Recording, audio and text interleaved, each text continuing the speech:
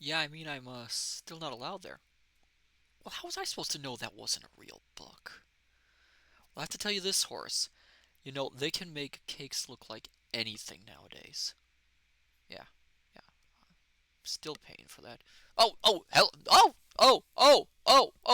Hello there! Greetings, salutations, konnichiwa, and every other form across this vast, marvelous multiverse.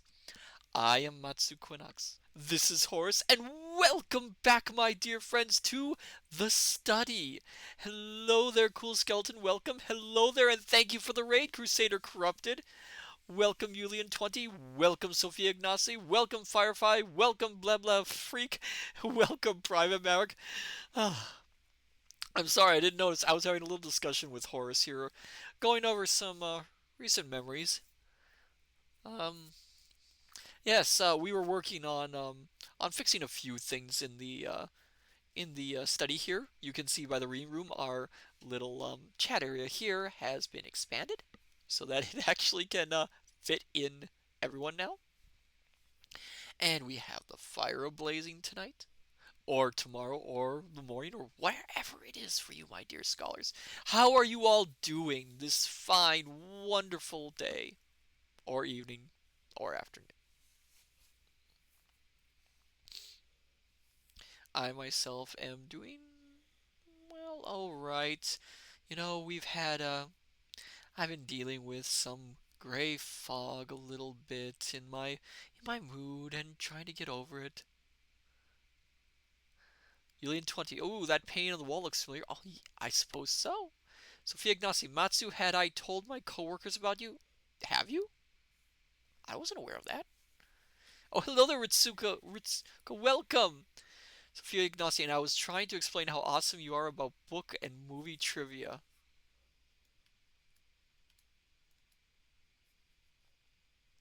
Um, just, just down a little bit. Yeah, I, I understand. I understand. Sorry, I dropped a pencil, so just so embarrassing. What do I do? I don't know what to do. Horace, Horace, back me up. Take over.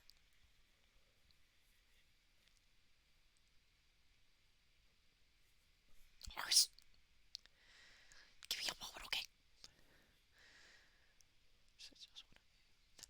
Deep breaths, Matsu. Deep breaths. Deep breaths. Deep breaths. All right. Okay. All right. Let's see. Uh, and you will know this reference, and I mean this all in good ways. You are like a VH1 pop-up video. Ah, thank you. And I miss those things. You make every book and movie more entertaining. Ah, thank you. Firefly, good. I am really flattered by that, Sophia. I really am. Firefly, good. Just got back from a floral workshop. Oh, lovely! Flowers are lovely things. We have a few gardens here in the study, as I mentioned last stream. Still have to look into them. I don't think I've checked on them yet. Private Maverick, we don't know what Horace is saying. Um, well, he was talking quite a bit. I suppose most people can't understand what Horace is saying. I mean, beings of his nature are very difficult to understand unless you're a being like me from beyond the Omniverse. Also, actually, to explain, to do a little trivia for you, Horace's name is spelled Horace, not Horus. It's like the Roman poet Horace. I am flattered. I am flattered by everything you said, Sophia. Thank you. And I know what that reference is about. I too recall the days of VH1 pop-up video. Mhm. Well, tonight, my dear scholars, we are continuing our reading of Treasure Island. Um, it's been a kind of it's been interesting. It's been a slow build so far. We're only through the first four chapters, and already things have gotten interesting. To recap a little bit, a certain former sailor showed up at the inn belonging to Jim Hawkins and his mother. Apparently, the sailor had some deep, dark secret related to Captain Flint, an infamous pirate. Soon the inn was visited by several very suspicious characters, and after Billy Bones, the name of that sea captain, died, now they're now other sailors are showing up once again, forcing Jim and his mother to flee. I am so sorry. I'm tripping over my words. Private Maverick. Ah, yes, Papa Videos. Seen a few of those when they featured videos from the 80s. Hmm. Interesting. Interesting. Interesting. So then, my dear scholars, are you ready for swashbuckling and a visit once again to the high seven seas? Yar, cheer me timbers. I sound ridiculous. Alien 20. I remember when I had my spawn in the 80s, I watched that. Oh, interesting. That's interesting. I didn't know that. Didn't know pop-up video was that late. Mm. But when you're stuck in a study like I am, you don't remember a lot of things. I will take that as a yes that we should start our reading. We will start now, my dear scholars. Sit back, relax, have a hot or cold beverage of your liking, and as we read Treasure Island by Robert Louis Stevenson. And let me get a quick drink of water. I need to hydrate. I was having a little coffee fit before this.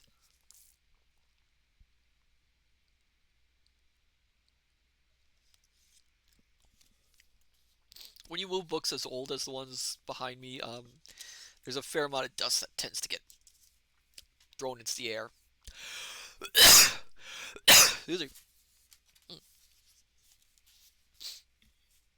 Chapter 5. The Last of the Blind Man.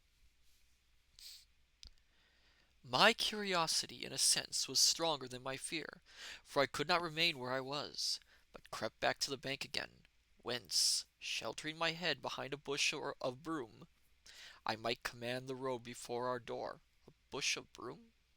That's an interesting little phraseonomy. I'm guessing I'm talking about like a bush that has the plant has the branches out like a broom. I'm guessing that's what they're using.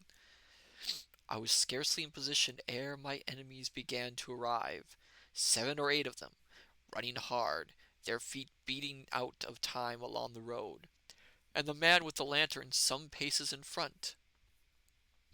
3 men ran together, hand in hand, and I made out, even through the mist, that the middleman of this trio was the blind beggar. The next moment his voice showed me that I was right. "Down with the door!" he cried. "Aye, aye, sir," answered 2 or 3, and a rush was made upon the Admiral Benbow, the lantern-bearer following, and then I could see them pause, and hear speeches passed in a lower key, as if they were surprised to find the door open. But the pause was brief, for the blind man again issued his commands. His voice sounded louder and higher, as if he were afire with eagerness and rage. "In! In! In!" he shouted, and cursed them for their delay. 4 or 5 of them obeyed at once, 2 remaining on the road with the formidable beggar. There was a pause, then a cry of surprise, then a voice shouting from the house, "Bill's dead!" But the blind man swore at them again for their delay. "Search him, some of you shrieking lubbers, and the rest of you aloft, and get the chest!" he cried. I could hear their feet rattling up our old stairs, so that the house must have shook with it. Promptly afterwards, fresh sounds of astonishment arose. The window of the captain's room was thrown open with a slam and a jingle of broken glass, and a man leaned out into the moonlight, head and shoulders, and addressed the blind beggar on the road before him. "Pew!" he cried. "They've been before us! Someone's turned the chest out alow and aloft." "Is it there?" roared Pew. "The money's there." The blind man cursed the money. "Flint's fist, I mean!" he cried. "We don't see it here nohow," returned the man. "Here, You below there! Is it on Bill?" cried the blind man again. At that, another fellow, probably him who had remained below to search the captain's body, came to the door of the inn. "Bill's been overhauled already," said he. "Nothing's left." Private Maverick, something's burning, no? "It's these people of the inn! It's that boy! I wish I'd put his eyes out!" cried the blind man Pew. "They were here no time ago. They had the door bolted when I tried it. Scatter, lads, and find him." "Sure enough, they left their glim here," said the fellow from the window. "Scatter and find him! Rout the house out!" reiterated Pew, striking with his stick upon the road. Then there followed a great to-do through all our old inn. Heavy feet pounding to and fro, furniture thrown over, doors kicked in, till the very rocks re-echoed, and the men came out again, one after another, on the road, and declared that we were nowhere to be found. Now here's an interesting little fact for you. Again, I'm going to reference the 1950 Disney version of this movie. In the 1950 version, Pew is not there when the pirates re-show up to ransack the inn. In fact, he kind of disappears from the rest of the movie after the Black Spot incident. I can't remember if that's true of Muppet Treasure Island. He just kind of vanishes from the plot, which is interesting. And again, as I was told by someone, a lot of this is probably because they're condensing the movie to get the plot going, to get to the island faster. Because otherwise, there's, like in a book, there's time to build up to the moment. Whereas in a movie, you don't have that extra time to build up to what is probably considered the exciting bits. Which is a shame because this whole scene with Pew does get kind of interesting. Private Maverick, Blind Pew, or was it Pete, was in Muppet Treasure Island during the beginning. Yeah, he was in an earlier chapter in this, yes, but I can't remember if in Muppet Treasure Island he takes part in the ransack, or if the ransack is even in that version of the movie. The one thing, like I mentioned last time, is the mother is nowhere to be seen, so Jim is the only one there. Kintron, true, a lot of book-based movies get edited for tempo. Not everyone can sit through the extended Lord of the Rings, for example. Ah, yes, true. But then again, you miss Tom Bombadil when they don't adapt him. I kind of would have liked to see what they would have done with him in a movie version.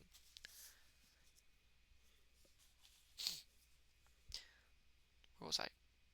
And just then, the same whistle that had alarmed my mother and myself over the dead captain's money was once more clearly audible through the night, but this time twice repeated. I had thought it to be the blind man's trumpet, so to speak, summoning his crew to the assault, but I now found that it was a signal from the hillside toward the hamlet, and from its effect upon the buccaneers, a signal to warn them of approaching danger. Firefly, hey, at least we got Bjorn. That is true, we did get him. "Budge, you skulk!" cried Pew. "Dirk was Oh, yeah, wrong. I skipped a line. I'm so excited to play Pew. I skipped a line. "There's Dirk again," said one. "Twice. We'll have to budge, mates." "Budge, you skulk!" cried Pew. "Dirk was a fool and a coward from the first. You wouldn't mind him. They must be close by. They can't be far. You have your hands on it. Scatter and look for them dogs. Oh, shiver my soul," he cried. "if I had eyes." This appeal seemed to produce some effect, for two of the fellows began to look here and there among the lumber, but half-heartedly, I thought, and with half an eye to their own danger all the time, while the rest stood irresolute on the road. "You have your hands on thousands, you fools, and you hain't a leg. You'd be as rich as kings if you could find it, and you know it's here, and you stand there malingering. There wasn't one of you dare face Bill, and I did it. A blind man. And I'm to lose my chance for you. I'm to be a poor crawling beggar, sponging for rum, when I might be rolling in a coach. If you had the pluck of a weevil in a biscuit, you would catch them still. Nice little reference as hardtack biscuits often did inadvertently have weevils in them, unfortunately. Hide it, Pew. We've got the doubloons, Grumbled one. they might have hid the blessed thing, said another. Take the Georges, Pew, and don't stand here squalling. The George is obviously a reference to the coins, which would have the king printed on the outside of the coin. Julian 20, a bit of protein. I am curious, wondering which George they're talking about. George 1, George 2, or George 3. It would be interesting to try and research who was on the throne at this point in the book. Squalling was the word for it. Pew's anger rose so high at these objections, till at last, his passion completely taking the upper hand, he struck at them right and left in his blindness, and his stick sounded heavily on more than one. These, in their turn, cursed back at the blind miscreant, threatened him in horrid terms, and tried in vain to catch the stick and wrest it from his grasp. This quarrel was the saving of us, for while it was still raging, another sound came from the top of the hill on the side of the hamlet, the tramp of horses galloping. Almost at the same time, a pistol shot, flash, and report came from the hedge side. That was plainly the last signal of danger, for the buccaneers turned at once and ran, separating in every direction, one seaward along the cove, one slant across the hill, and so on, so that in half a minute not a sign of them remained but Pew. Him they had deserted, whether in sheer panic or out of revenge for his ill words and blows, I know not. But there he remained behind, tapping up and down the road in a frenzy, and groping and calling for his comrades. Finally he took the wrong turn, and ran a few steps past me, towards the hamlet, crying, Johnny! Black Dog Dirk! and other names. You won't leave old Pew, mates? Not old Pew? Just then the noise of horses topped the rise, and 4 or 5 riders came in sight in the moonlight, and swept at full gallop down the slope.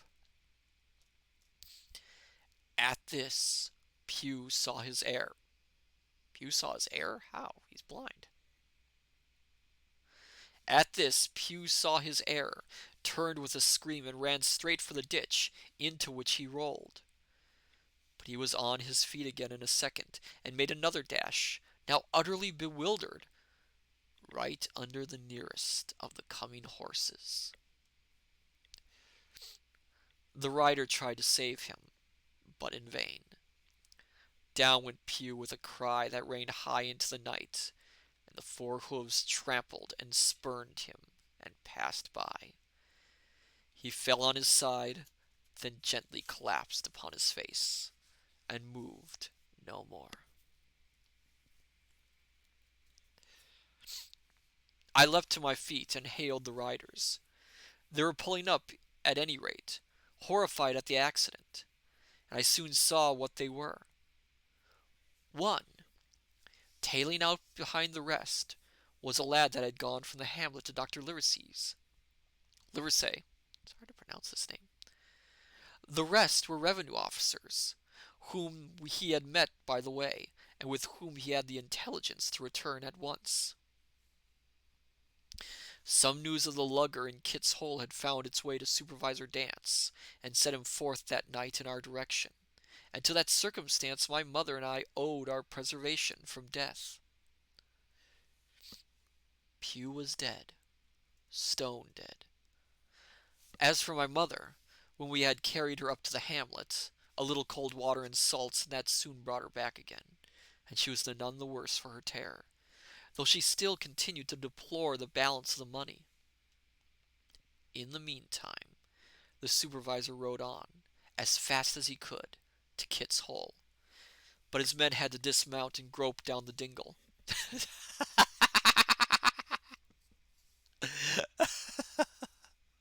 I'm sorry, I should be serious, but yes, they had to grope down the dingle. Whatever that means. Oh, Yulia 20 say what? I don't know. I didn't say grope down the dingle, did I? That's so childish of me. That's so childish of me. I'm sorry. I apologize. We will never more talk about groping down the dingle. Yulia 20, you sure did? I did? What did I say? Did I say I groped down the dingle? Alright. And grope down the. Okay, I'll move on. I'm sorry. Leading and sometimes supporting their horses, and in continued fear of ambushes. So it was no great matter for surprise that when they got down to the hole, the lugger was already that when they got down to the hole, the lugger was already underway, though still close in. He hailed her. A voice replied, telling him to keep out of the moonlight, or he would get some lead in him. And at the same time, a bullet whistled close by his arm. Soon after, the lugger doubled the point and disappeared. Mr. Dance stood there as he said, like a fish out of water, and all he could do was to dispatch a man to B to warn the cutter. And then, said he, it's just about as good as nothing. They've got off clean, and there's an end. Only, he added, I'm glad I trode on Master Pugh's corns, for by this time he had heard my story. I went back with him to the Admiral Benbow, and you cannot imagine a house in such a state of smash. The very clock had been thrown down by these fellows in their furious hunt after my mother and myself, and though nothing had actually been taken away except the captain's money bag and a little silver from the till, I could see at once that we were ruined. Mr. Dance could make nothing of the scene. They got the money, you say? Well then, Hawkins, what in fortune were they after? More money, I suppose? No, sir, not money, I think, replied I. In fact, sir, I believe I have the thing in my breast pocket, and to tell you the truth, I should like to get it put in safety. I'm sure, boy. Quite right, said he. I'll take it if you like. I thought perhaps Dr. Livesey, I began. Perfectly right, he interrupted very cheerily. Perfectly right. A gentleman and a magistrate. Now I come to think of it. Where am I? Now I come to think of it, I might as well ride round there myself and report to him. Or Squire. Master Pugh's dead, when all's done. Not that I regret it, but he's dead, you see, and people will make it out against an officer of His Majesty's revenue, if make it out they can. Now I'll tell you, Hawkins, if you like, I'll take you along. Revenue men were not very popular among the populace at the time, if I recall. Especially any village that procured money from smugglers.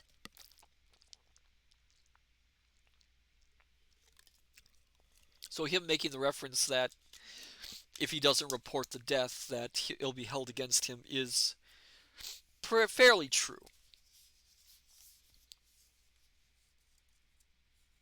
I thanked him heartily for the offer, and we walked back to the hamlet where the horses were. By the time I had told Mother of my purpose, they were all in the saddle. Dogger, said Mr. Dance, you have a good horse. Take up this lad behind you. As soon as I was mounted, holding on to Dogger's belt, the supervisor gave the word, and the party struck out at a bouncing trot on the road to Dr. Livesey's house. I gotta remember house. Oh, hello there's Cool Skeleton. Welcome back.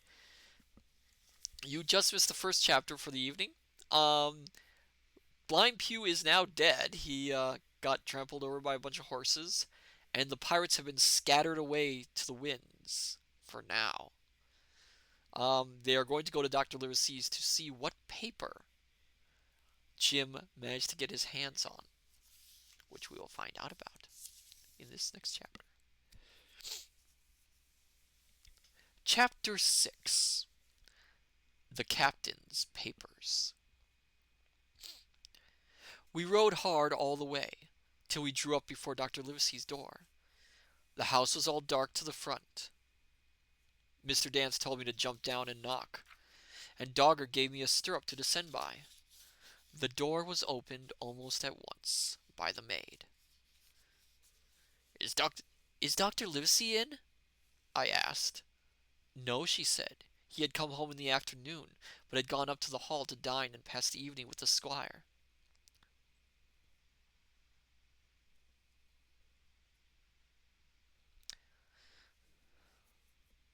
So there we go, boys, said Mr. Dance. "Hello there, the missing French fry." Interesting name. "There are way too many people in ASMR with giant milkers." That's interesting. Didn't think about that. Interesting fact right there. Well, this is a reading stream ASMR, so I don't think you will find anything like that here.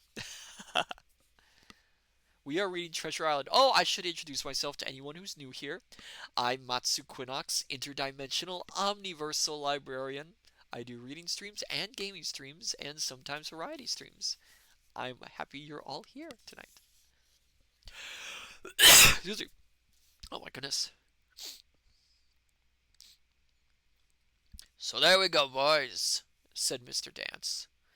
This time, as the distance was short, I did not mount, but ran with Dogger's stirrup leather to the lodge gates, and up the long, leafless, moonlit avenue, to where the white line of the hall buildings looked on either hand on great old gardens.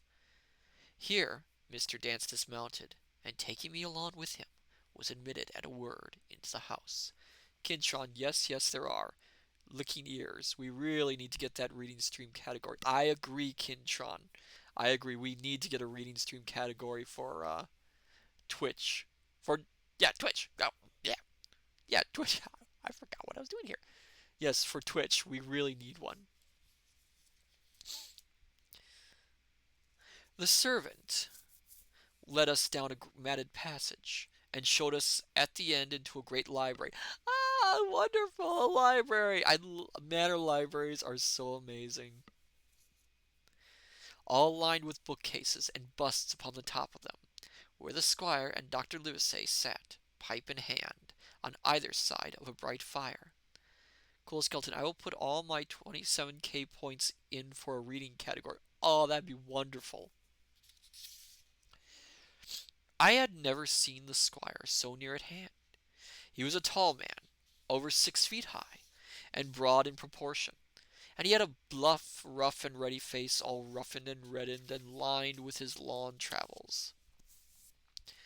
His eyebrows were very black, and moved readily, and this gave him a look of some temper. Not bad, you would say, but quick and high. "Come in, Mr. Dance," says he, very stately and condescending. "Good evening, Dance," says the doctor with a nod. "And good evening to you, friend Jim. What good wind brings you here?" The supervisor stood up straight and stiff, and told his story like a lesson. And you should have seen how the two gentlemen leaned forward and looked at each other, and forgot to smoke in their surprise and interest. When they heard how my mother went back to the inn, Dr. Livesey fairly slapped his thigh, and the squire cried, "Bravo!" and broke his long pipe against the grate. Long before it was done, Mr. Trelawney, that, you will remember, was the squire's name, had got up from his seat, and was striding about the room, and the doctor, as if to hear the better, had taken off his powdered wig, and sat there looking very strange indeed, with his own close-cropped black poll. At last Mr. Dance finished the story. I'm still trying to figure out the squire's voice for this story, so pardon me if it changes. "Mr. Dance," said the squire, "you are a very noble fellow, and as for writing down that black, atrocious miscreant, I regard it as an act of virtue, sir, like stamping on a cockroach. This lad Hawkins is a trump, I perceive. Hawkins, will you ring that bell? Mr. Dance must have some ale. And so, Jim, said the doctor, you have the thing that they were after, have you? Here it is, sir, said I, and gave him the oilskin packet. The doctor looked it all over, as if his fingers were itching to open it. But instead of doing that, he put it quietly in the pocket of his coat. Squire, said he, when Dance has had his ale, he must, of course, be off on his Majesty's service. But I mean to keep Jim Hawkins here to sleep at my house, and with your permission, I propose we should have up the cold pie and let him sup. As you will, Livesey, said the squire. Hawkins has earned better than cold pie. So a big pigeon pie was brought in. Wonder what that would taste like. And put on a side table, and I made a hearty supper, for I was as hungry as a hawk, while Mr. Dance was further complimented, and at last dismissed. And now, squire, said the doctor. And now, Livesey, said the squire in the same breath. One at a time, one at a time, laughed Dr. Livesey. You have heard of this Flint, I suppose? Heard of him? cried the squire. Heard of him, you say? He was the bloodthirstiest buccaneer that sailed. Blackbeard was a child to Flint. Ooh, nice historical reference there. The Spaniards were so prodigiously afraid of him that I tell you, sir, I was sometimes proud he was an Englishman. I've seen his topsails with these eyes off Trinidad, and the cowardly son of a rum punchard that I sailed with put back, sir, into the port of Spain. Into port of Spain. Yeah, spitting everywhere. Well, I've heard of him myself, in England, said the doctor. But the point is, had he money? Money? Cried the squire. Have you heard the story? What were these villains after but money? What do you think they care for but money? For what would they risk their rascal carcasses but money? Then we shall soon know, replied the doctor. But you are so confoundedly hot-headed and exclamatory that I cannot get a word in. What I want to know is this. Supposing that I have here in my pocket some clue to where Flint buried his treasure, will that treasure amount to much? Amount, sir? Cried the squire. It will amount to this. If we have the clue you talk about, I fit out a ship in the Bristol dock and take you and Hawkins here along, and I'll have that treasure if I search a year. Very well, said the doctor. Now then, if Jim is agreeable, we'll open the packet. He laid it before him on the table. The bundle was sewn together, and the doctor had to get out his instrument case and cut the stitches with his medical scissors. It contained two things, a book and a sealed paper. First of all, we'll try the book, observed the doctor. Kintron, I guess we could hit the reading fun category. It looks like it's just reading. I forgot about the reading fun category. The squire and I were both peering over his shoulder as he opened it, for Dr. Livesey had kindly motioned me to come round from the side table, where I had been eating, to enjoy the sport of the search. On the first page, there were only some scraps of writing, such as a man with a pen in his hand might make for idleness or practice. One was the same as the tattoo mark, Billy Bones his fancy. And then there was Mr. W. Bones mate, no more rum, off Palm Key he got it, and some other snatches, mostly single words and unintelligible. I could not help wondering who it was that had got it, and what it was that he got. A knife in his back as like as not. Not much instruction here. There, said Dr. Livesey as he passed on. The next 10 or 12 pages were filled with a curious series of entries. There was a date at one end of the line, and at the other a sum of money, as in common account books. but instead of explanatory writing, only a varying number of crosses between the two. On the 12th of June, 1745, for instance, a sum of £70 had plainly become due to someone, and there was nothing but 6 crosses to explain the cause. In a few cases, to be sure, the name of a place would be added, as off Caracas, or a mere entry of latitude and longitude, as 62, 17, 20, 19, 2, 40. The record lasted over nearly 20 years, the amount of the separate entries growing larger as time went on, and at the end a grand total had been made out after 5 or 6 wrong additions, and these words appended: Bones, his pile. I gotta get another drink of water.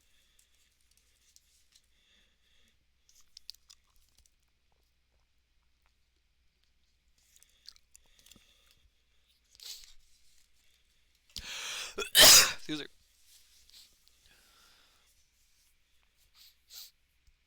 I can't make head or tail of this, said Dr. Livesey. The thing is as clear as noonday, cried the squire. This is the black-hearted hound's account book. These crosses stand for the names of ships or towns that they sank or plundered. The sums are the scoundrel's share, and where you fear that ambiguity you see added something clear. Off Caracas. Now you see, here was some unhappy vessel boarded off that coast. God help the poor souls that manned her. Coral long ago. Right, said the doctor. See what it is to be a traveller? Right, and the amounts increase, you see, as he rose in rank. There was little else in the volume, but a few bearings of places noted in the blank leaves towards the end, and a table for reducing French, English, and Spanish moneys to a common value. Thrifty man, cried the doctor. He wasn't the one to be cheated. Oh, that was the doctor. Ah! Sorry. Thrifty man, cried the doctor. He wasn't the one to be cheated. And now, said the squire, for the other. The paper had been sealed in several places, with a thimble by way of seal. The very thimble, perhaps, that I had found in the captain's pocket. The doctor opened the seals with great care, and there fell out the map of an island, with latitude and longitude, soundings, names of hills and bays and inlets, and every particular that would be needed to bring a ship to a safe anchorage upon its shores. It was about 9 miles long and 5 across, shaped, you might say, like a fat dragon standing up, and had 2 fine landlocked harbors, and a hill in the center part marked the Spyglass. There were several editions of a later date, but above all, 3 crosses of red ink, 2 on the north part of the island, 1 in the southwest, and beside this last, in the same red ink, and in a small, neat hand, very different from the captain's tawdry characters, these words: Bulk of treasure here. Over on the back, the same hand had written this further information: Tall tree, spyglass soldier, bearing a point to the north of north-northeast. Skeleton Island, east, south, east, and by east. 10 feet. The bar silver is in the north ketch. You can find it by the trend of the east hammock, 10 fathoms south of the black crag with the face on it. The arms are easy found in the sand hill, north, point of North Inland Cape, bearing east and a quarter north. I'm guessing that's north and east. They are actually labeled like ENS, that sort of thing. JF. That was all. But brief as it was, and to me incomprehensible, it filled the squire and Dr. Livesey with delight. Livesey, said the squire, You will give up this wretched practice at once. Tomorrow I start for Bristol. In 3 weeks' time, 3 weeks, 2 weeks, 10 days, we'll have the best ship, sir, and the choicest crew in England. Hawkins shall come as cabin boy. You'll make a famous cabin boy, Hawkins. You, Livesey, are ship's doctor. I am admiral. Of course he's admiral. We'll take Rudrith, Joyce, and Hunter. We'll have favourable winds, a quick passage, and not the least difficulty in finding the spot, and money to eat, to roll in, to play duck and drake with ever after. Trelawney, said the doctor, I'll go with you, and I'll go bail for it. So will Jim, and be a credit to the undertaking. There's only one man I'm afraid of. And who's that? Cried the squire. Name the dog, sir. You, replied the doctor, for you cannot hold your tongue. We are not the only men who know of this paper. These fellows who attacked the inn tonight, bold, desperate blades, for sure, and the rest who stayed aboard that lugger, and more I dare say, not far off, are one and all, through thick and thin, bound that they'll get that money. We must none of us go alone till we get to the sea. Jim and I shall stick together in the meanwhile. You'll take Joyce and Hunter when you ride to Bristol, and from first to last, not one of us must breathe a word of what we've found. Livesey, returned the squire, you are always in the right of it. I'll be as silent as the grave. And that's the end of part 1 of the book. We will move on to the next part in just a second.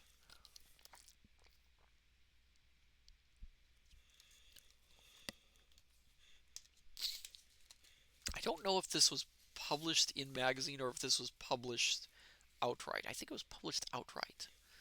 It's probably Stevenson's best known work. And his best selling. He later did attempt to recapture the success with a couple other books, most notoriously Kidnapped, but they never sold as well as this book did. Part 2, The Sea Cook. Chapter 7, I Go to Bristol. It was longer than the squire imagined ere we were ready for the sea, and none of our first plans, not even Dr. Livesey's of keeping me beside him, could be carried out as we intended. The doctor had to go to London for a physician to take charge of his practice. The squire was hard at work at Bristol, and I lived on at the Hall under the charge of old Redruth, the gamekeeper, almost a prisoner, but full of sea dreams and the most charming anticipations of strange islands and adventures. Kintron, I've got a couple copies of Kidnapped if you need one for the library. Oh, I'd be delighted. I've actually never read the book, to be honest. I have heard it's not as good as Treasure Island, but it is supposed to be it's supposed to be pretty good.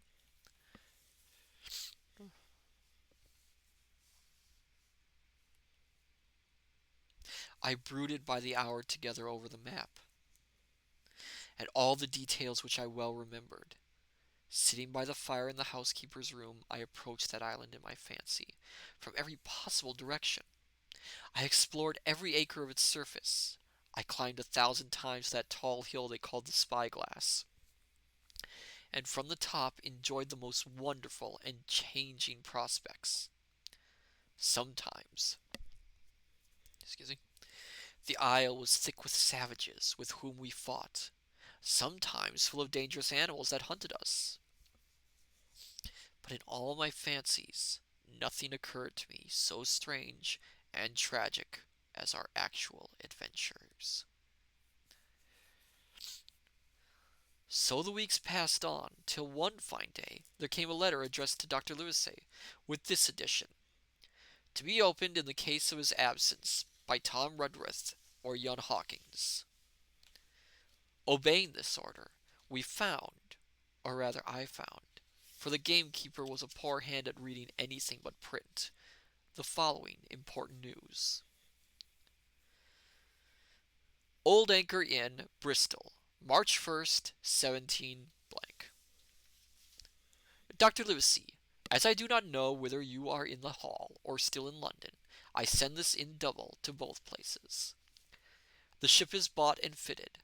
She lies at anchor, ready for sea. You never imagined a sweeter schooner. A child might sail her. 200 tons. Name Hispaniola.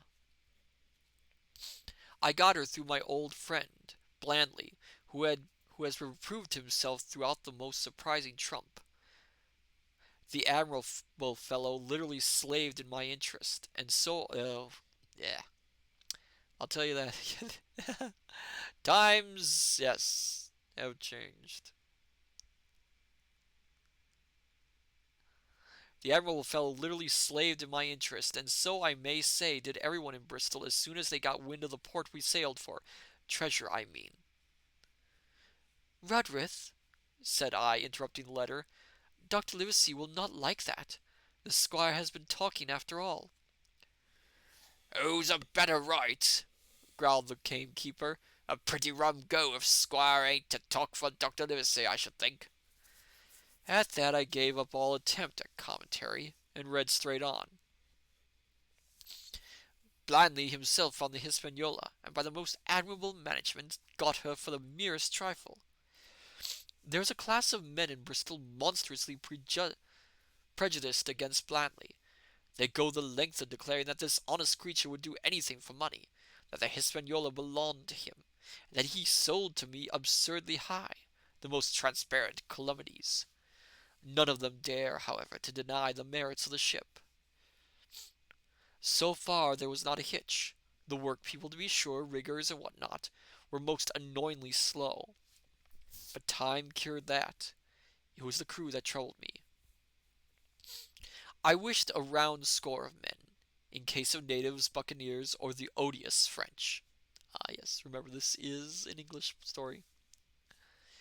And I had the worry of the deuce itself to find so much as half a dozen, till the most remarkable stroke of fortune brought me the very man that I required. I was standing on the dock when by the merest accident I fell in talk with him. I found he was an old sailor, kept a public house, knew all the seafaring men in Bristol, had lost his health ashore, and wanted a good berth as cook to get to sea again. He had hobbled down there that morning, he said, to get a smell of the salt. I was monstrously touched, so would you have been, and out of pure pity I engaged him on the spot to be ship's cook. Long John Silver he is called, and has lost a leg, but that I regarded as a recommendation, since he lost it in his country's service, under the immortal Hawk. Yeah, yeah, right. He has no pension, Livesey, unmanaged the abominable age we live in. Well, sir, I thought I had only found a cook, but it was a crew I had discovered. Between Silver and myself we got together in a few days a company of the toughest old salts imaginable. Not pretty to look at, but fellows by their faces of the most indomitable spirit. I declare we could fight a frigate. Long John even got rid of 2 out of the 6 or 7 I had already engaged. He showed me in a moment that they were just the sort of freshwater swabs we had to fear in an adventure of importance. I am in the most magnificent health and spirits, eating like a bull, sleeping like a tree, yet I shall not enjoy a moment till I hear my old tarpaulins trampling around the capstan. Seaward ho! Hang the treasure! It's the glory of the sea that has turned my head. So now, Livesey, come post. Do not lose an hour, if you respect me. Yet let young Hawkins go at once to see his mother, with Redruth for a guard. Then both come full speed to Bristol. Postscript. I did not tell you that Blandly, who, by the way, is to send a consort after us if we don't turn up by the end of August, had found an admirable fellow for sailing master. A stiff man, which I regret, but in all other respects a treasure. Long John Silver unearthed a very competent man for a mate, a man named Arrow. I have a boatswain who pipes, Livesey, so things shall go man-o'-war fashion on board the good ship Hispaniola. I forgot to tell you that Silver is a man of substance. I know of my own knowledge that he has a banker's account which has never been overdrawn. He leaves his wife to manage the inn. Blah blah blah. I'm not going to say that line because it has aged horribly.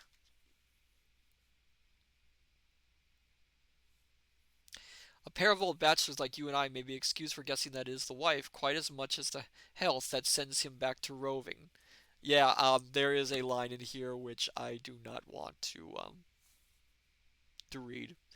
Again, this was written in, I'm not sure when this was written, 1800s, and some things do not age well. And I have always said I will not say certain phrases in reading streams. So bear with me. JT. PPS. Hawkins may stay one night with his mother. JT. You can fancy the excitement into which that letter put me. I was half beside myself with glee. And if ever I despised a man, it was old Tom Redruth, who could do nothing but grumble and lament. Any of the under gamekeepers would gladly have changed places with him, but such was not the squire's pleasure, and the squire's pleasure was like law among them all. Nobody but old Redruth would have dared so much as ever to grumble. The next morning he and I set out on foot for the Admiral Benbow, and there I found my mother in good health and spirits. The captain, who had so long been a cause of so much discomfort, was gone where the wicked ceased from troubling. The squire had had everything repaired, and the public rooms and the sign repainted, and had added some furniture, above all a beautiful armchair for mother in the bar. He had found her a boy as an apprentice also, so that she should not want help while I was gone. It was on seeing that boy that I understood for the first time my situation. I had thought up to that moment of the adventures before me, not at all of the home that I was leaving, and now, at sight of this clumsy stranger, who was to stay here in my place beside my mother, I had my first attack of tears. I am afraid I led that boy a dog's life, for as he was new to the work, I had 100 opportunities of setting him right and putting him down, and I was not slow to profit by them.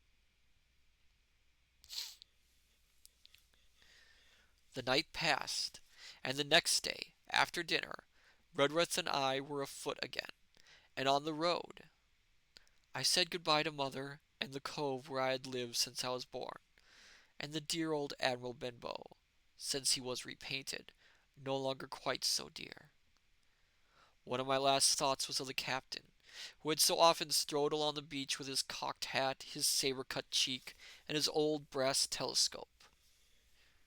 Next morning we had turned the corner, and my next moment we had turned the corner, and my home was out of sight.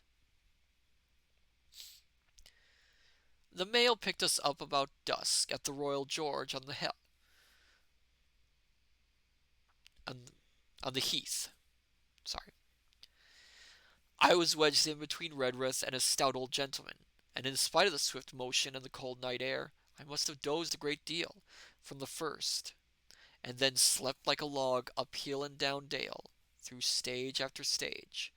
For when I was awakened, at last, it was by a punch in the ribs, and I opened my eyes to find that we were standing still before a large building in a city street, and that the day had already broken a long time. "Where are we?" I asked. "Bristol," said Tom. "get down." Mr. Trelawney had taken up his residence at an inn far down the docks, to superintend the work upon the schooner. Thither we had now to walk, and our way, to my great delight, lay along the quays and beside the great multitude of ships of all sizes and rigs and nations. In one, sailors were seen at their work. In another, there were men aloft, high over my head, hanging to threads that seemed no thicker than a spider's. Though I had lived by the shore all my life, I seemed never to have been near the sea till then. The smell of tar and salt was something new. I saw the most wonderful figureheads that had all been far over the ocean. I saw besides many old sailors with rings in their ears and whiskers curled in ringlets and tarry pigtails and their swaggering clumsy sea walk. And if I have seen as many kings or archbishops, I could not have been more delighted. And I was going to see myself, to see in a schooner, with a piping boatswain and a pigtailed singing seaman, to sea bound for an unknown island, and to seek buried treasure. While I was still in this delightful dream, we came suddenly in front of a large inn, and met Squire Trelawney, all dressed out like a sea officer, in stout blue cloth, coming out of the door with a smile on his face, and a capital imitation of a sailor's walk. Here you are, Trying to get Trelawney's voice. here you are, He cried. and the doctor came last night from London. Bravo! The ship's company complete. Oh, sir, cried I, when do we sail? Sail? Says he. We sail tomorrow. Little pause while I get some hydration. This next one will probably be the last chapter for the evening.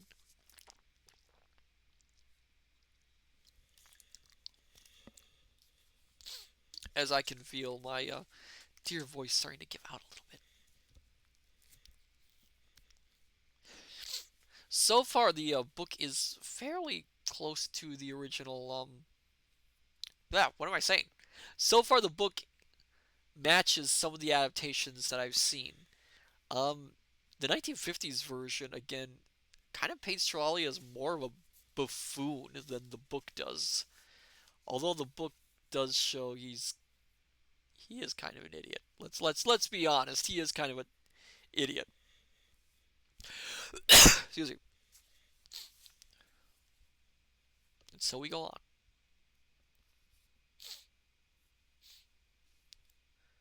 Chapter 8. At the Sign of the Spyglass. One moment.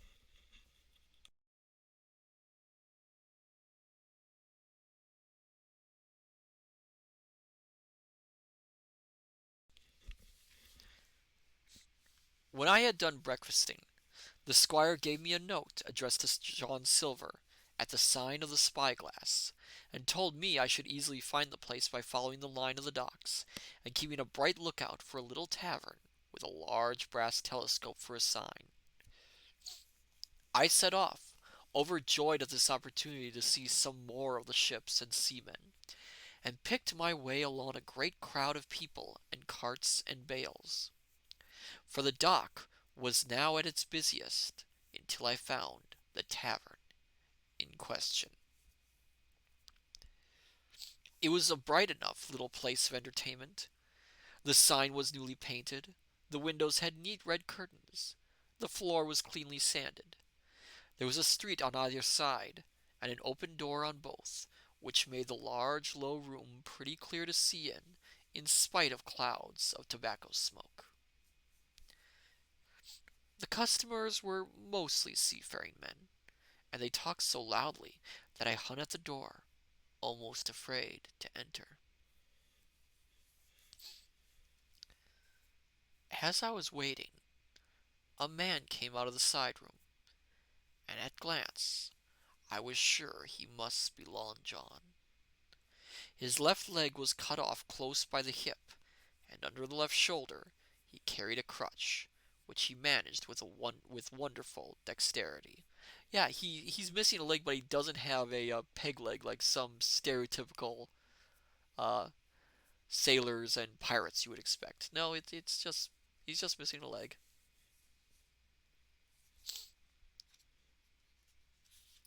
Hopping about upon it like a bird. He was very tall and strong, with a face as big as a ham, plain and pale, but intelligent and smiling.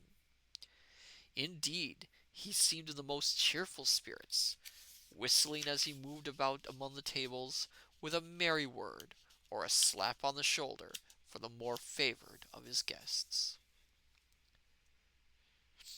Now, to tell you the truth, from the very mention of Long John in Squire Trelawney's letter, I had taken a fear in my mind that he might prove to be the very one-legged sailor whom I had watched for so long at the old Benbow. But one look at the man before me was enough, and I thought I knew what a buccaneer was like. A very different creature, according to me, from this clean and pleasant-tempered landlord. I plucked up courage at once, crossed the threshold, and walked right up to the man, where he stood, propped on his crutch, talking to a customer. Here he goes. I'm gonna try and attempt my Long John Silver voice here. Mr. Silver, sir? I asked, holding out the note. Yes, my lad, said he. Such is my name, to be sure. And who may you be? And then, as he saw the squire's letter, he seemed to me to give something almost like a start. Oh, said he, quite loud, and offering his hand. I see. You are our new cabin boy. Pleased I am to see you. And he took my hand in his large, firm grasp. So here's a little fun fact for you. So what we usually think of as a pirate accent actually didn't become popular, at least in the mainstream mindset, until the 1950s Disney film. And there's a reason for that. Earlier, you lean 20 French. No, not what? Where's French come from? I'm not talking French. Not French accent. No. But the Yulian 20 pirate accent. The pirate accent is not French. But the pirate accent, cool skeleton, French Matsu. Well, I did do a French accent in my Poirot reading, which, if you've ever seen it, could be somewhat debatable. Um, so the pirate accent that that we most know about, is most familiar to us, the "Ar shiver me timbers" sort of accent. It was, well, it existed, but it was popularized by the main actor of 1950s Treasure Island, which was Robert Newton. Cool skeleton. Oh, Robert Newton. Um, and the fun fact about that is that that was Robert Newton's own accent, with maybe a slight little bit of exaggeration in his acting, but that was more or less his real accent. And because of that, it simply, and because of that and the popularity of the character he was playing, it simply became ingrained in everyone's mind that that's what John Silver is supposed to sound like. That's what a pirate's supposed to sound like. Earlier films, I don't think used the accent. I don't think the 1930s version uses the accent. I'd have to recheck the movie. But as you can also see in the writing, well, you can't see in the writing. I can see in the writing. You can hear in the writing. The dialect is. It does not have a dialect in Long John Silver's case. He's not written with a dialect. So he more or less is supposed to sound like a straightforward English accent. Robert Newton, though, popularized the type of accent that we now think of as a pirate voice. Unit 20, not like Captain Hook. No, no, not like Captain Hook. So that's your little fun fact for this evening.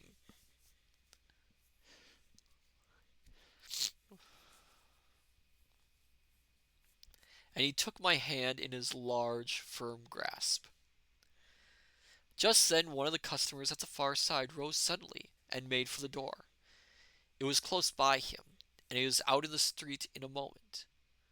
But his hurry had attracted my notice, and I recognized him at a glance. It was the tallow-faced man wanting 2 fingers, who had come first to the Admiral Benbow. "Oh!" I cried. "Stop him! It's Black Dog!"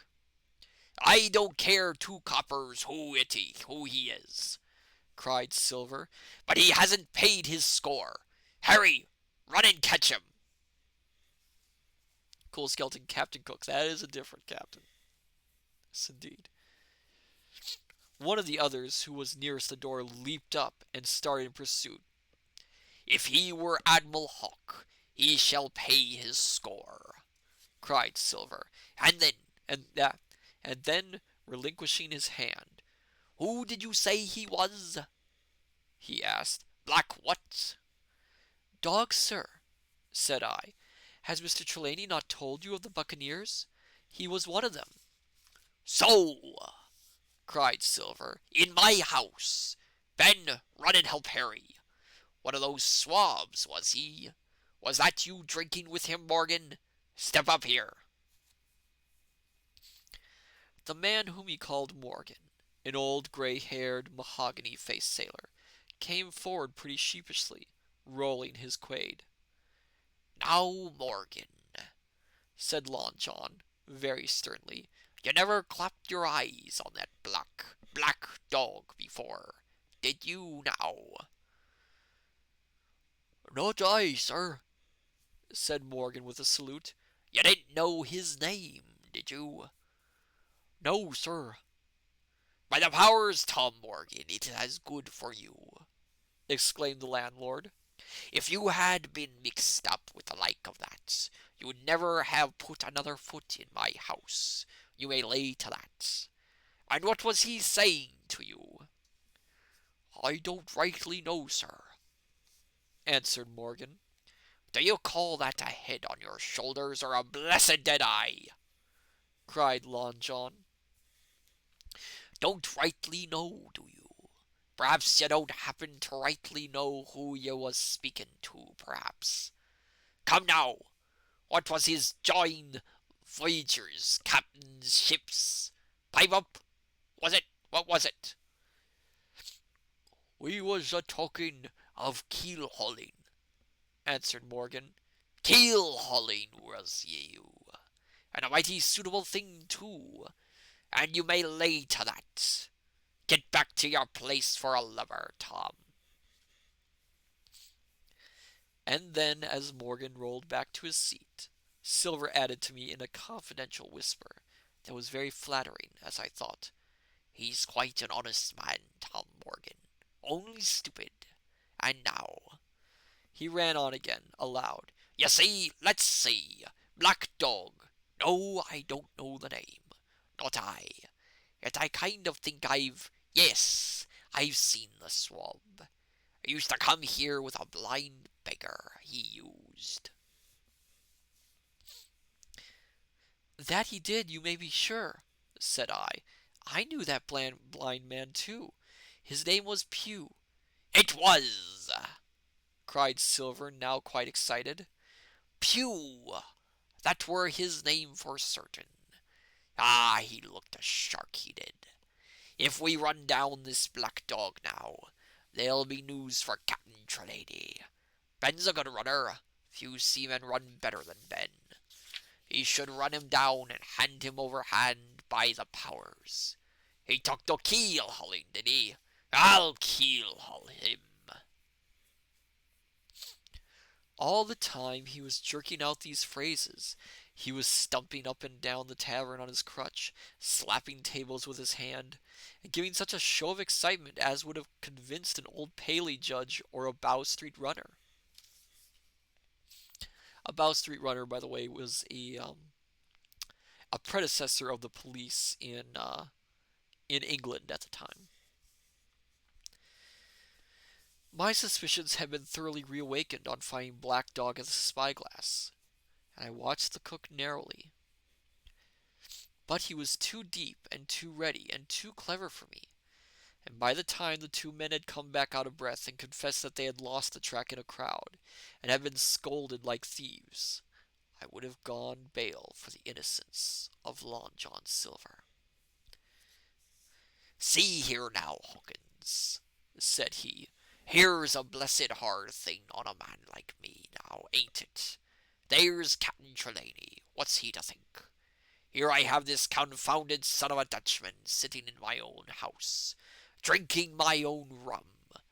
Here you comes and tell me of it plain, and here I let him give us all the slip before my blessed dead lights. Now, Hawkins, to do me justice with the captain, you're a lad, you are, but you're as smart as paint. I see that when you first came in. Now here it is. What could I do with this old timber I hobble on? When I was an A.B. master mariner, I'd have come up alongside of him, hand over hand, and broached him to in a brace of old shakes, I would. But now.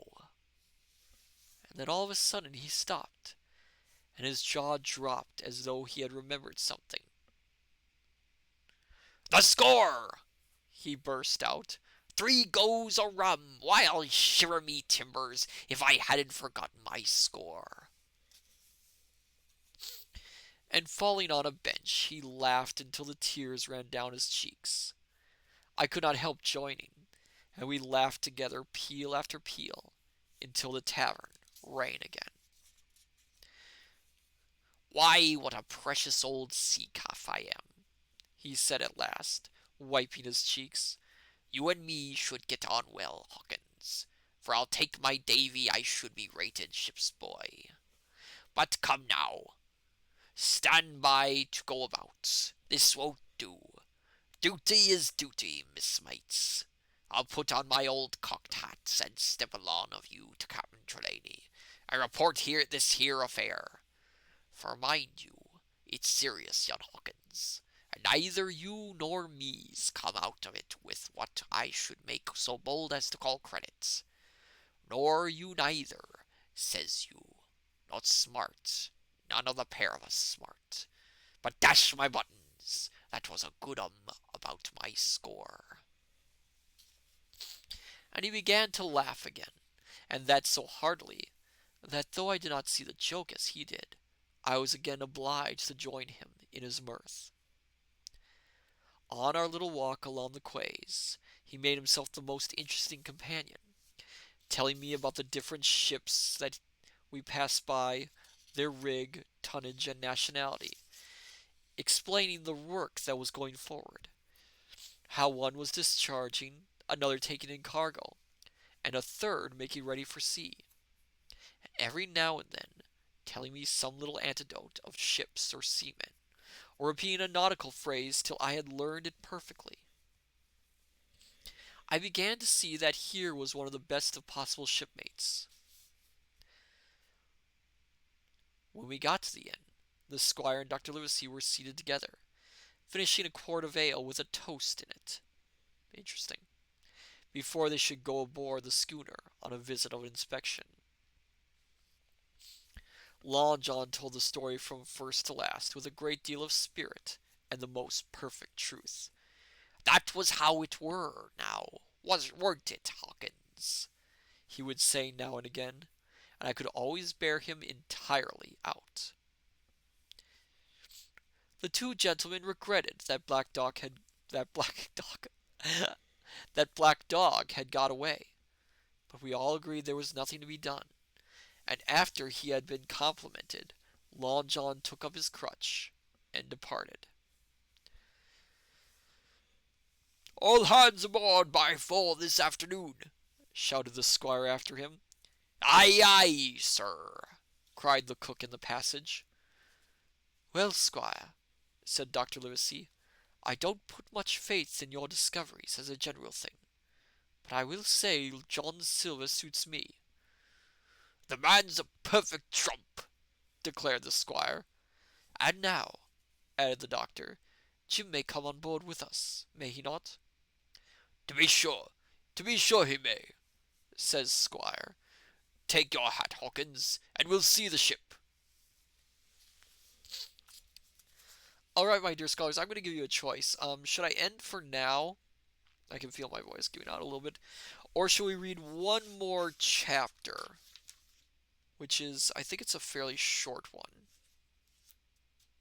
We have enough time probably for one more chapter. What do you think, my dear scholars? I want your opinion here.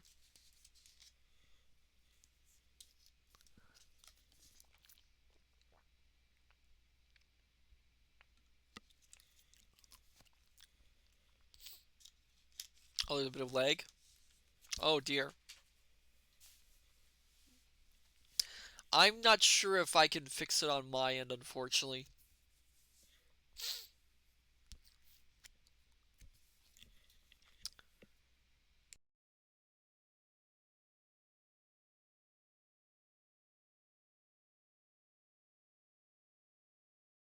Alright, we have time for one more chapter.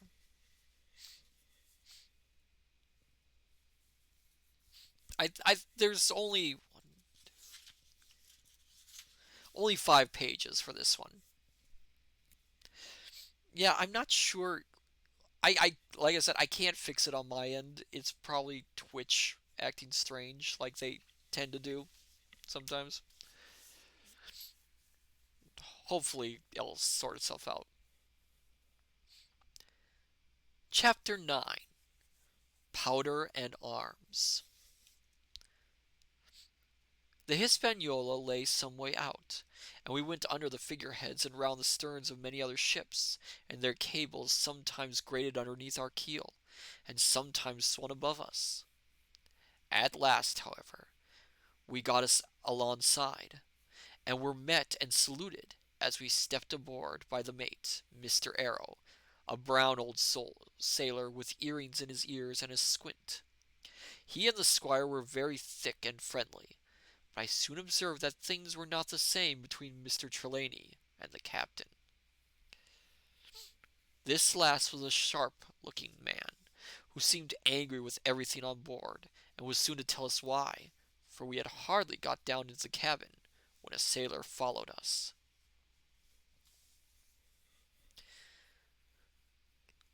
"Captain Smollett, sir, asking to speak with you," said he. "I'm always at the captain's orders. Show him in," said the squire. The captain, who was close behind his messenger, entered at once, and shut the door behind him. "Well, Captain Smollett, what have you to say? All well, I hope? All shipshape and seaworthy?" "Well, sir," said the captain, "better speak plain. I believe, even at the risk of offence, I don't like this cruise. I don't like the men, and I don't like my officer. That's short and sweet." "Perhaps, sir, you don't like the ship?" inquired the squire, very angry, as I could see. "I can't speak as to that, sir, not having seen her tried," said the captain. "She seems a clever craft. More I can't say." "Possibly, sir, you may not like your employer either," says the squire. But here Dr. Livesey cut in. "Stay a bit," said he. "Stay a bit. No use of such questions as that but to produce ill feeling. The captain has said too much, or he had... One second.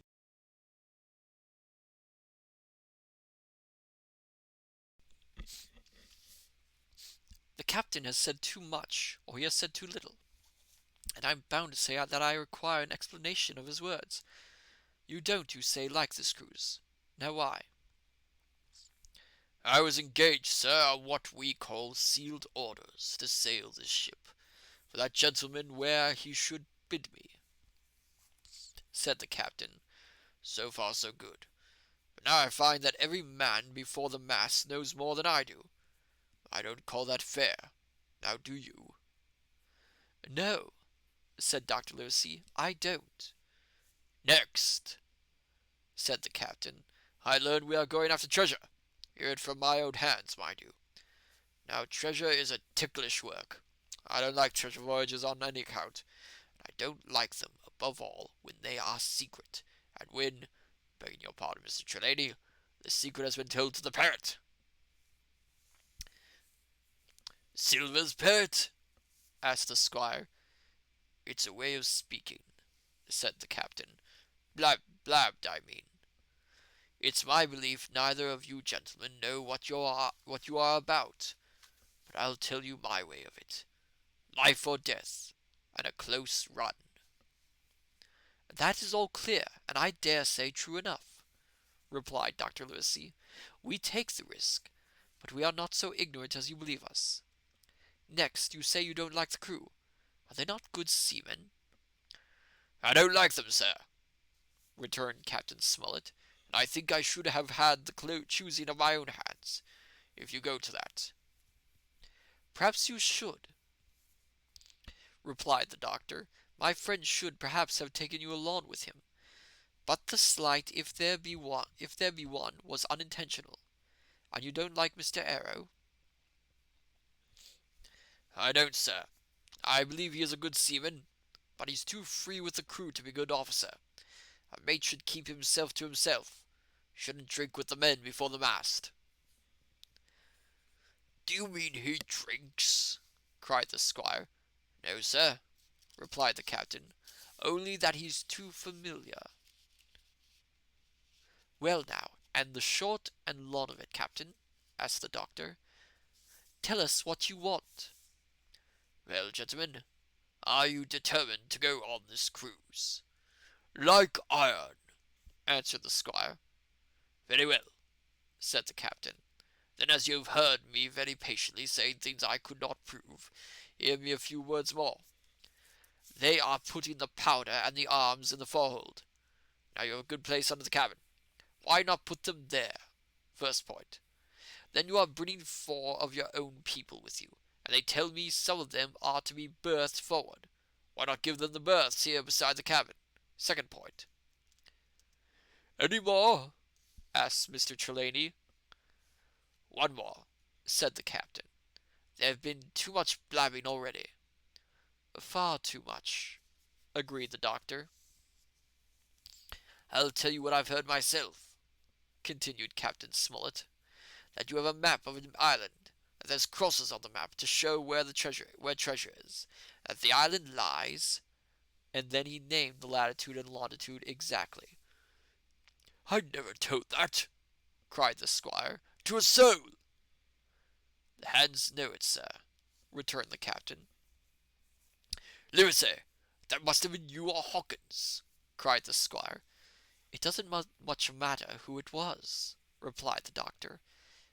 And I mouth is working. And I could see that neither he nor the captain paid much regards to Mr. Trelawney's protestations. Neither did I, to be sure. He was so loose a talker. Yet in this case I believe he was really right, and that nobody had told the situation of the island. Well, gentlemen, continued the captain, I don't know who has this map, but I make it a point. It shall be kept secret even from me and Mr. Arrow. Otherwise I would ask you to let me resign. I see, said the doctor. You wish us to keep this matter dark, and to make a garrison of the stern part of the ship, manned with my friend's own people, and provided with all the arms and powder on board. In other words, you fear a mutiny. Sir, said Captain Smollett, with no intention to take offence, I deny your right to put words into my mouth. No captain, sir, would be justified in going to sea at all if he had ground enough to say that. As for Mr. Arrow, I believe him thoroughly honest. Some of the men are the same. All may be for what I know, but I am responsible for the ship's safety, and the life of every man jack aboard of her. I see things going as I think not quite right, and I ask you to take certain precautions, or let me resign my berth, and that's all. Captain Smollett, began the doctor with a smile, did ever you hear the fable of the mountain and the mouse? You'll excuse me, I dare say, but you remind me of that fable. When you came in here, I'll stake my wig you meant more than this. Doctor, said the captain, you are smart. When I came in here, I meant to get discharged. I had no thought that Mr. Trelawney would hear a word. No more would I, No more I would, cried the squire, had Livesey not. Oh, thank you for the follow, Two Silent Storm 2. I forgot how loud that is. It made me jump. Thank you for the follow and welcome as our newest scholar to the group.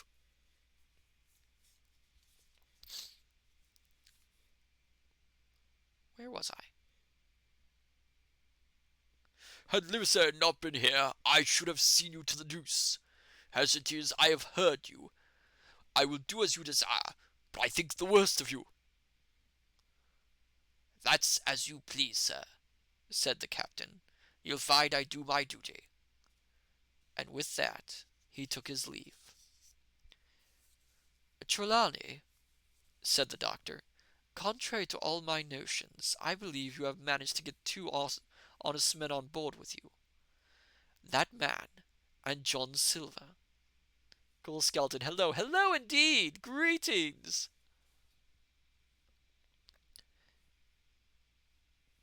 Ghoul Skeleton, the leg is fixed. Yay, good! I'm glad to hear it. Silver, if you like, cried the squire. But as for that intolerable humbug, I declare I think his conduct unmanly, unsailorly, and downright un-English. Well, says the doctor, we shall see. When we came back on deck, the men had begun already to take out the arms and powder, yo-hoing at their work, while the captain and Mr. Arrow stood by, superintending. The new arrangement was quite to my liking. The whole schooner had been overhauled. 6 berths had been made astern out of what had been the after part of the main hold, and this set of cabins was only joined to the galley and forecastle by a sparred passage on the port side. It had been originally meant that the captain, Mr. Arrow, Hunter, Joyce, the doctor, and the squire were to occupy these 6 berths. Now Redruth and I were to get 2 of them, and Mr. Arrow and the captain were to sleep on deck in the companion, which had been enlarged on each side till you might almost have called it a roundhouse. Very low it was still, of course, but there was room to swing 2 hammocks, and even the mate seemed pleased with the arrangement. Even he, perhaps, had been doubtful as to the crew, but that is only guess, for, as you shall hear, we had not long the benefits of his opinion. We were all hard at work, changing the powder and the berths, when the last man or 2, and Long John along with them, came off in a shore boat. The cook came up the side like a monkey for cleverness, and as soon as he saw what was doing, "So ho, mates," says he, "what's this?" "We're a changing of the powder, Jack," answers one. "Why, by the powers," cried Long John, "if we do, we'll miss the morning tide." "My orders," said the captain shortly. "You may go below, my man. Hans will want supper." "Aye, aye, sir," answered the cook, and touching his forelock, he disappeared at once in the direction of his galley. That's a good man, captain," said the doctor. "Very likely, sir," replied Captain Smollett. "Easy with that, men, easy." He ran on to the fellows who were shifting the powder, and then suddenly observing me examining the swivel we carried amidships, a long brass 9. "Here, you ship's boy," he cried, "out of that! Off with you to the cook, and get some work." And then as I was hurrying off, I heard him say, quite loudly to the doctor, "I'll have no favourites on my ship." I assure you, I was quite of the squire's way of thinking, and hated the captain deeply. So we'll stop there for now, and we will head back to our little chat area to close out the evening. Here we are. Yeah, there's a lot of differences I'm seeing in this book. It's interesting because there's bits that radically changed the characters from what most of the media shows, especially in regards to the relationship between the captain and the other characters. Um, Julian 20, wonderful reading. Thank you, thank you. I enjoyed reading it. You can see that Lon John Silver is trusted by everyone, whereas in some of the movies there's a little bit more suspicion early on. Cool skeleton, applause, great as always. Oh, thank you, thank you so much. I am honored by your applause. Um, there's also some little little differences. The captain is much sterner than he is in some of the film versions. And Arrow is interesting. Mr. Arrow being mentioned like this. Private Maverick, thanks for the story. You're welcome. Because in some film versions, Arrow always worked with the captain. He was a member of the crew before Silver and the other crew members joined, and is much more stern and much more by the rules. Where in this version, in the original book, I should say, Arrow is hinted at being not respected by the captain or anyone else because he's a little bit too open with others, a little too loose with the rules, which honestly fills in an issue with some of the movies and makes a little bit more sense with some of the film versions, especially the 1950 version, which I will not spoil. We'll get to what happens later on, and I'll talk about that when it happens. So I should mention next week. So next week, I said we were going to do a special stream next Tuesday. We are going to put Fallout on pause for the moment. And instead, as much as it pains me a little bit, we are going to go back to Tome and play the Island DLC. I did some thinking, and we are going to do that because I am going to be going on a journey starting the end of this upcoming week. Start at the not thinking correct. I'm going on a journey at the start of next weekend. So we will be so I will not be streaming live next Thursday, the Tuesday after, or the Thursday after. Cool skeletons, smiley rocks, and mustaches. I was gonna say indeed, and then I realized what you just wrote, cool skeleton. No, no, none of that. None of that. None of that. Um, but I will not leave you, dear scholars, bereft of entertainment. I will be recording some new shorts from the study, which you can watch on YouTube on those days where I would normally be streaming. So you will have at least something of mine to entertain you. Alright then, I think we should close out with a raid. Let's see. And I see. Let me think. Who can we raid tonight? Let's raid Lunarest Dawn, who's playing Minecraft. Let's give her a raid for tonight. So, my dear scholars, I say unto you, good evening, good morning, good afternoon. Till we meet each other again at the study. Take care, and I shall see you next time. Farewell and bye bye.